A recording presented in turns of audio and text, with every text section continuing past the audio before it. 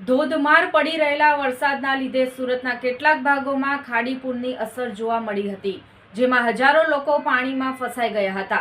જો કે સુરત મહાનગરપાલિકા દ્વારા લોકોને રેસ્ક્યુ કરીને સોલ્ટેજ હોમ ખાતે મૂકવામાં આવ્યા હતા, જેમાં આજે રાજ્યના ગૃહમંત્રી ખાડી પૂરગ્રસ્ત વિસ્તારની મુલાકાત લીધી હતી, જેમાં ભટારના આઝાદનગર ખાતે પહોંચ્યા હતા। તેની સાથે જ લોકોને રેસ્ક્યુ કરીને જે સોલ્ટેજ હોમમાં મૂકવામાં આવ્યા હતા તેની પણ મુલાકાત લીધી હતી। મુલાકાત દરમિયાન સુરત મ્યુનિસિપલ કોર્પોરેશનના કમિશનર શાલિની અગ્રવાલ તેમજ સુરતના પોલીસ કમિશનર પણ હાજર રહ્યા હતા। તેની સાથે જ પૂરગ્રસ્ત વિસ્તારના લોકો સાથે રાજ્યના ગૃહમંત્રી હર્ષ સંઘવી દ્વારા તેમની સમસ્યાઓ પણ જાણવાનો પ્રયાસ કર્યો હતો અને પરિસ્થિતિનો તાગ મેળવ્યો હતો।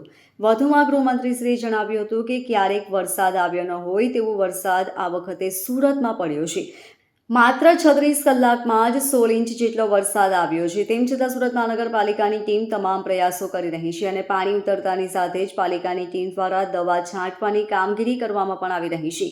વધુમાં જણાવ્યું હતું કે મારા મત વિસ્તારની પરિસ્થિતિ માટે હું સતત અધિકારીઓના સંપર્કમાં હતો અને અમદાવાદની રથયાત્રા પૂર્ણ કરીને તાત્કાલિક સુરત આવીને પૂરગ્રસ્ત વિસ્તારની મુલાકાત લીધી હતી। Bureau report LK star news, Surat.